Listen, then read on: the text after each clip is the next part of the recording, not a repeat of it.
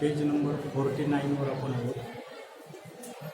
Heating effect of electric current जो आहे तर त्या हिटिंग इफेक्ट ऑफ इलेक्ट्रिक करंटमध्ये आपण त्या ठिकाणी असतात ते काही water boiler, electrical cooker, electric bulb त्या ठिकाणी आपण पाहिले. त्याच्यानंतर आपला असणार काही बल्ब जो आहे तर त्या बल्बमध्ये आपण पाहिले की असणार काही टंगस्टन जे आहे तर त्या टंगस्टनचं असतं ते काही फिलॅमेंट जे आहे तर ते फिलॅमेंट त्याच्यामध्ये असतं.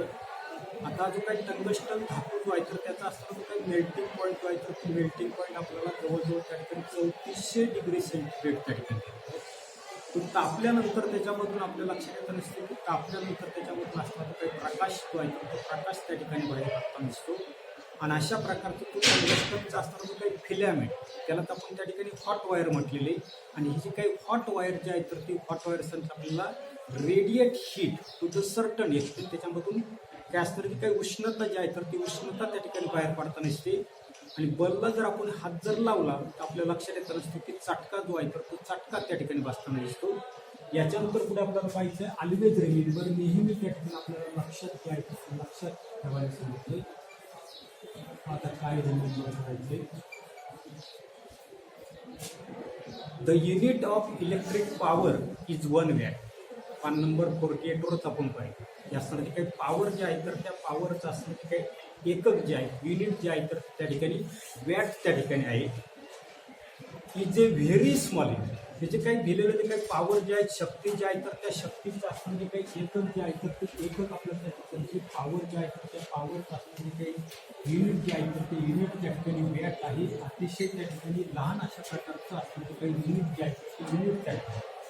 आणि लहान युनिट असल्यामुळं आपल्याला सर्वसाधारणपणे 1000 वॅट और it is also called as the 1 kilowatt. 1000 watt it is also called as 1 kilowatt. नावनी लक्षात घ्या, 1 kilowatt is used as a unit to measure the electric power in practice. दैनंदिन जीवनामध्ये आपल्या लक्षात येतं नसते की 1 युनिट असं त्या ठिकाणी वापरत नाही. तर सर्वसाधारणपणे आपल्याला असं काही पॉवर जे आहे तर त्या पॉवरचं असणारे काही एकक जे आहे तर ते 1000 वॅट किंवा ते 1000 ते के म्हटलेले ते म्हणजे त्या ठिकाणी 10⁻³ अशा पद्धतीने त्या ठिकाणी आपल्याला. आणि म्हणून 1 किलो वॅट अशा प्रकारचं असणारे काही एकक जे आहे तर ते एकक त्या ठिकाणी प्रॅक्टिसमध्ये दैनंदिन जीवनामध्ये त्या ठिकाणी वापर केला. If 1 kilowatt power is used for 1 hour, it will mean that 1 kilowatt into 1 hour of the electricity is consumed. आता काय सांगितले की सर्वसाधारणपणे आपल्या लक्षात येत नसते की 1 किलोवॅट असणारी काही पॉवर जी आहे तर ती पॉवर काय केली, एक असणारा जो काही तास जो आहे तर त्या एका तासामध्ये किती पॉवर वापरली तर एका तासामध्ये 1 किलोवॅट असणारी काही पॉवर जी आहे तर ती पॉवर जर त्या ठिकाणी जर वापरली तर तेवढी असणारी काही ऊर्जा जी आहे तर ती ऊर्जा काय केली तर त्या ठिकाणी एका तासामध्ये त्या ठिकाणी वापरली. आणि म्हणून 1 किलोवॅट आवर हे आपल्याला त्या ठिकाणी काढायचे. आता सर्वसाधारणपणे 1 आणि किलो म्हणजे आपल्या लक्षात आलं किंवा किलोवॅटच्या ऐवजी काय म्हटलं 1000 म्हटलं, किलो 1000. त्याच्यानंतर आवर्स आपल्याला माहिती सर्वसाधारणपणे 24 आपल्याला 1 तास आहे. एका तासाचे 60 मिनिट आहे आणि 60 मिनिटाची पुन्हा काय करायचं आपल्याला सेकंद जे आहे तर त्या सेकंदामध्ये म्हणजे एका तासाचे सेकंद जे आहे तर ते सेकंद आपल्या लक्षात येतात 3600. पुढे 1000 इंटू झाली 3600 अशा प्रकारचं कन्व्हर्शन त्या ठिकाणी आपल्याला. वॅट आले हे सेकंद आहे, एका तासाचे सेकंद आले 3600 सेकंद. त्याच्यानंतर पुन्हा आपल्याला लक्षात येत नसते की किती त्या ठिकाणी झिरो आहे तर 5 झिरो आहे. हाऊ मेनी झिरो, 5 झिरो म्हणजे 36 इंटू 10⁵ असं मी त्या ठिकाणी. त्याच्यानंतर मी काय करता दिसतोय की 36 इंटू 10⁵ ला इथे 10 ने मल्टिप्लाय करतो, 10 ने काय करतो डिवाइड मी करतो. लक्षात येते 10 ने मल्टिप्लाय केलं, 10 ने डिवाइड केलं तरी जाऊ शकता. म्हणजे पहिलं आपलं आहे तसंच राहत नाही. म्हणजे याचाच अर्थ आपल्या लक्षात येत नसते पहा की 1 kilowatt hour is equal to 36 divided by 10 into 10⁶ झाले. याचा त्या ठिकाणी इंडेक्स किती घेतला आपण 1 घेतला. याचे किती झाले 6 झाले. 10⁶ झाले. त्याच्यानंतर 10 ने 36 ला डिव्हाइड केलं. 10 ने 36 ला डिवाइड केलं तर किती आलं 3.6 इंटू 10⁶. आणि म्हणून 1 kilowatt hour is equal to 3.6 into 10⁶ watt. अशा प्रकारचं आपलं कन्व्हर्शन आहे. तर ते कन्व्हर्शन त्या ठिकाणी आपल्याला मिळालं. बरोबर. त्याच्यानंतर पुढे वॅट सेकंद आहे. पेज नंबर 48 पाहिलं तर त्या ठिकाणी वॅट आपल्याला, परंतु हे असताना काही वॅट सेकंद अशा प्रकारचे त्या ठिकाणी आहे. म्हणजे सर्वसाधारणपणे 3.6 इंटू 10⁶. त्याच्यानंतर वॅट सेकंद असे त्या ठिकाणी उत्तर जे आहे तर ते उत्तर त्या ठिकाणी आहे. याच्यानंतर पुन्हा आपल्या त्या ठिकाणी लक्षात येत असते की नुसतं वॅटचा जर आपण जर विचार जर केला तर याचं कन्व्हर्शन आपल्या लक्षात आलं. हे काय आहे वॅट आहे. हे काय आहे सेकंद आहे. म्हणजे याचं फायनल असणारं जे काही युनिट जे आहे तर ते वॅट सेकंद आहे. त्याच्यानंतर पुन्हा पेज नंबर आपण असणार जे काही 48 जे आहे तर त्या 48 वर आपल्याला माहिती की सर्वसाधारणपणे जूल पर सेकंद केला तर आपण काय म्हटलेले जूल जे आहे तर ते जूल त्या ठिकाणी म्हटलेले. म्हणून 3.6 इंटू 10⁶ जूल एवढं त्या ठिकाणी 1 किलोवॅट आवर जे आहे तर त्या 1 kilowatt hour is equal to 3.6 into 10⁶ joule. अशा प्रकारचं आपल्याला असणारं काही कन्व्हर्शन जे आहे तर ते कन्व्हर्शन त्या ठिकाणी तेवढं फक्त लक्षात ठेवा. उदाहरण सोडवताना आपल्याला पाहिजे तर त्यावेळेला आपण पुढे several times we hear or read about the building catching fire due to the short circuit. बऱ्याच वेळेला आपल्याला लक्षात येतं नसते नाही बिल्डिंगला आग लागली तर निदान उसाला आग लागते, घराला आग लागते. आता ही जी काही आग जी त्या ठिकाणी लागते बिल्डिंगला आग लागते तर सर्वसाधारणपणे बिल्डिंगला लागलेली जी काही आग जी आहे तर तिला आग कशामुळे लागता नसते शॉर्ट सर्किट होताना दिसते. आता आपण नुसतं म्हणतो शॉर्ट सर्किट आहे पण शॉर्ट सर्किट म्हणजेच काय होताना दिसते काय होते ते पुढे दिलेले पहा की sometimes if we switch on an equipment in our house, the electric fuse wire melts and the electric supply shuts. कधी कधी काय होता नसतं की आपलं असणारं काही एखादं उपकरण जे आहे आता एखादं उपकरण म्हणजे हाय व्होल्टेज असेल हिटर असेल. हिटर कळते आपल्याला जास्त रेटिंगचं आहे. आता हिटर तुम्ही जर वापरत असाल तुमचं तुम्हाला माहिती तुम्ही किती बिल भरताय काय भरताय तुमचं तुम्हाला. अप्लायन्सेस जे आहे तर ते अप्लायन्सेस काय केले आपण स्विच ऑन केली चालू केली तर काय होता नसते तर अशा वेळेला आपल्या घरामध्ये असताना तो काही इलेक्ट्रिक फ्यूज जो आहे तर तो इलेक्ट्रिक फ्यूज मध्ये असताना काही तार जे आहे तर ती तार काय होताना दिसते मेल्ट होताना वितळताना दिसते. आणि वितळल्यानंतर आपल्या घरामधला असताना तो काही इलेक्ट्रिक सप्लाय जो आहे तर तो शटडाऊन होताना दिसतो म्हणजे थांबताना त्या ठिकाणी.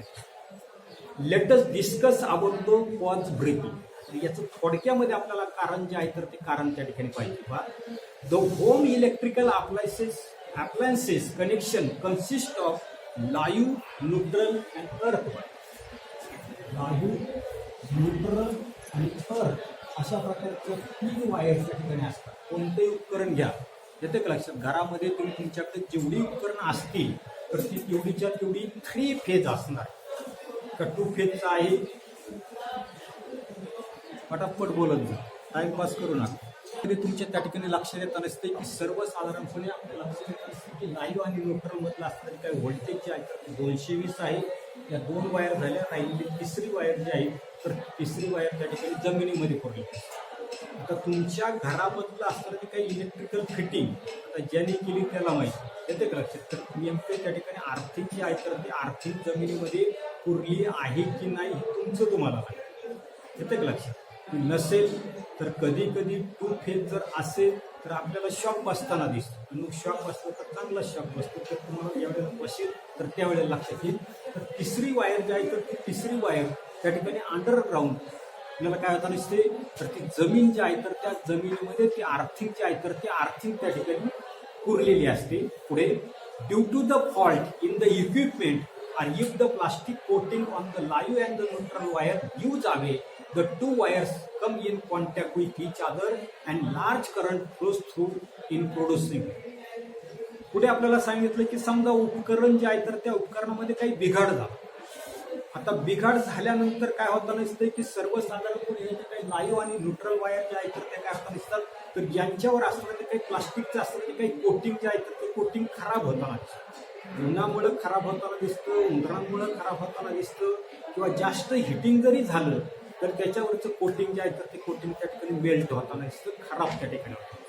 आणि म्हणून अशा प्रकारचं असताना ते काही लाईव्ह आणि न्यूट्रल वायर जे आहे तर त्याच्यावरचं असताना काही कोटिंग जे आहे तर ते कोटिंग त्या ठिकाणी खराब होताना दिसतं. कोटिंग खराब झालं तर आपल्या लक्षात येताना दिसतं की वायरच्या आतमध्ये तिन्हीच्या तिन्ही वायर एकत्र असतात, परंतु कोटिंग खराब झाल्यामुळे काय दिसतं, दोघांचा एकमेकांशी त्या ठिकाणी संपर्क जो आहे तो संपर्क त्या ठिकाणी येताना दिसतो. सांगितलं की 2 wires come in contact with each other. अशा दोन्ही वायर जरी एकत्र जर आल्या तर काय होताना दिसते, large current producing through heat and producing heat. आणि त्याच्यामुळे त्या दोन्ही वायर एकत्र आल्या उष्णता निर्माण.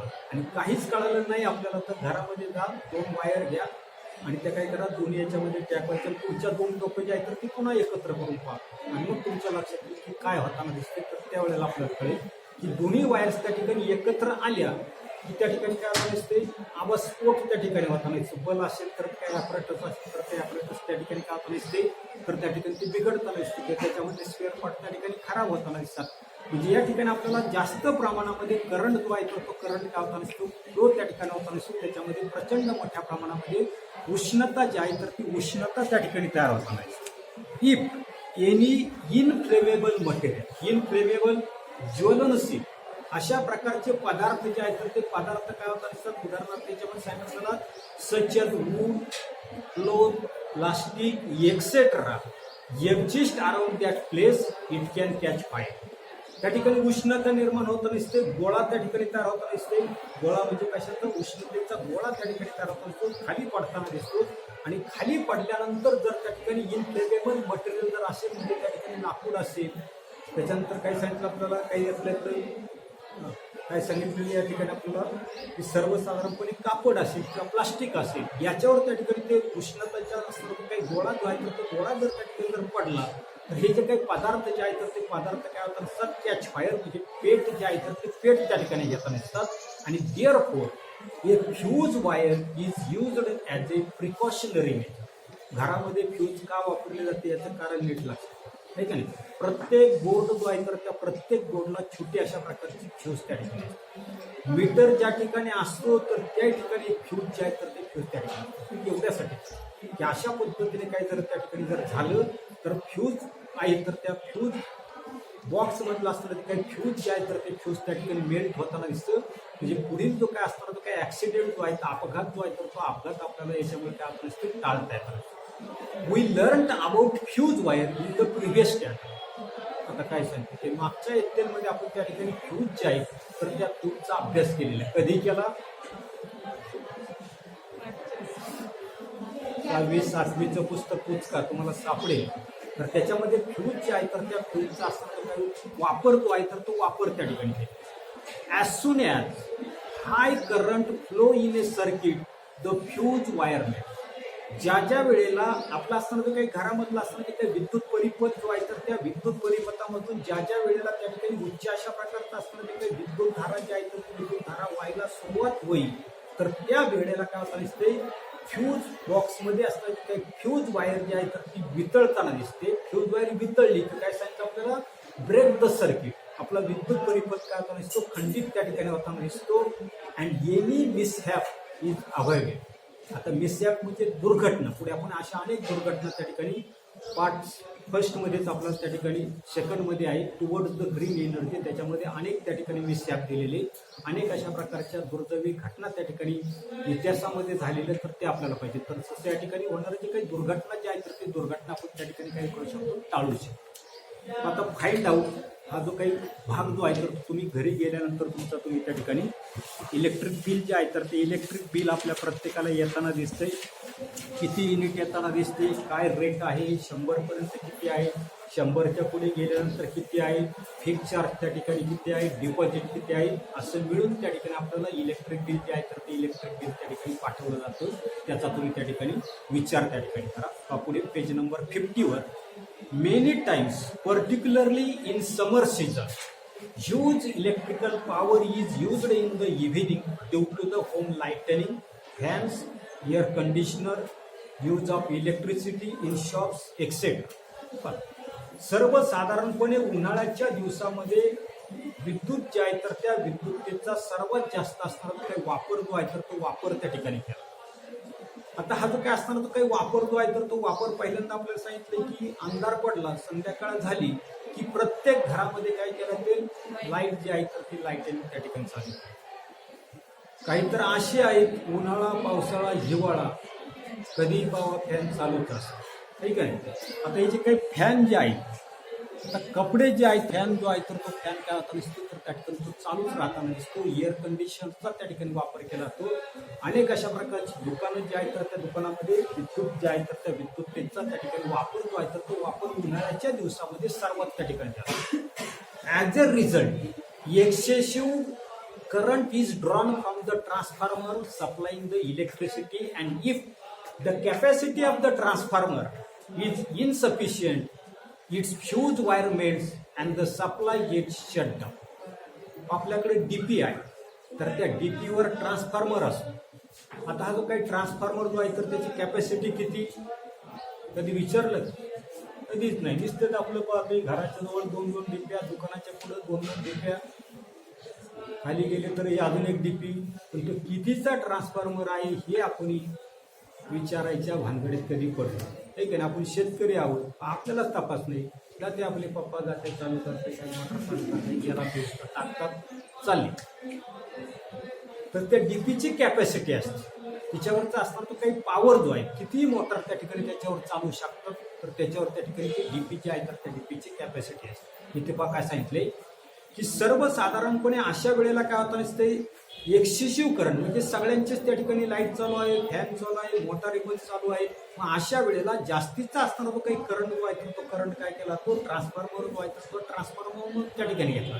परंतु त्या ट्रान्सफॉर्मरची जर कॅपॅसिटी जर त्या ठिकाणी जास्तीची त्या ठिकाणी जर नसेल काय सांगितले पुढे, and if the capacity of the transformer is insufficient, प्रमाणापेक्षा जास्त मोटर त्या ठिकाणी चालत असतील परंतु त्या ट्रान्सफॉर्मरची कॅपॅसिटी जी आहे क्षमता जी आहे तर ती क्षमता जर नसेल तर अशा वेळेला ते असताना जे काही डीपीचं असताना ते काही मोठा अशा प्रकारचं ते काही बॉक्स जे आहे तर त्या बॉक्समध्ये फ्यूज असतात.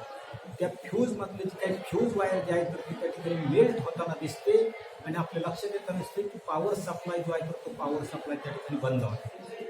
सच events occur due to overloading, प्रमाणापेक्षा जास्त त्या ठिकाणी भार आहे आणि म्हणून याच्यामुळे काय होतं वारंवार त्या ठिकाणी डीपी जे आहे तर त्या डीपीचे असतात त्या फ्यूज जे आहे तर त्या फ्यूज तार काय होता नसतात मेल्ट त्या ठिकाणी होतात.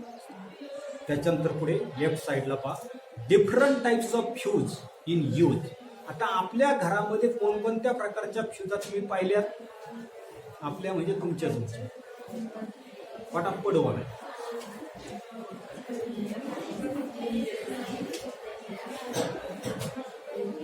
मध्ये आपल्याला त्या ठिकाणी पाहायचंय की डू यू नो मध्ये these days miniature circuit breakers that is MCB switches are used in homes. आहे का कृती आहे का तुमच्या घरामध्ये अशी आहे का? हा हे बाकीच्यांना दाखव तुझी आहे का रे? हा दाखव त्या पूर्वाला कुठे गेली मुंडी आहे का? अशा पाहतात ते काय म्हटलेले की आजकाल काय केलं तर की सर्वसाधारणपणे मिनिएचर सर्किट ब्रेकर त्याला म्हटलेले MCB स्विचेस असतात are used in homes. When the current in the circuit suddenly increases the switches opens and the current stop. तो आपोआप ट्रिप होताना दिसतो. ट्रिप म्हणजे त्या ठिकाणी खटका जो आहे तर तो खटका त्या ठिकाणी पडला जातो. म्हणजे चुकून जर त्या ठिकाणी आपल्याला असताना ते काही सर्किट जे आहे तर त्या सर्किट मधला करंट जो आहे तर तो प्रमाणापेक्षा जर जास्त जर त्या ठिकाणी जर असेल तर अशा वेळेला हे जे काही MCB स्विचेस जे आहेत म्हणजे मिनिएचर सर्किट ब्रेकर जे आहेत तर ते ब्रेकर्स काय होताना दिसतात तर त्या ठिकाणी काय होताना दिसतात स्विच त्या ठिकाणी होताना दिसतात, बंद होताना दिसतात, ट्रिप त्या ठिकाणी होताना दिसतात आणि असताना जो काही सर्किट जे आहे तर त्या सर्किट मधला विद्युत पुरवठा जो आहे तर तो विद्युत पुरवठा काय केला तो थांबला. For the entire house how ever the usual fuse is. असं जरी मिनिएचर सर्किट जरी असलं तर पूर्ण घरासाठी मीटरच्या शेजारी आपल्याला त्या ठिकाणी असणारे जे काही फ्यूज जे आहे तर ते फ्यूज त्या ठिकाणी बसवलेले असते. एवढाच असणारा जो काही भाग जो आहे तर तो भाग आपण या तासाला पाहणार आहोत. पुढील तासाला पाहू. धन्यवाद.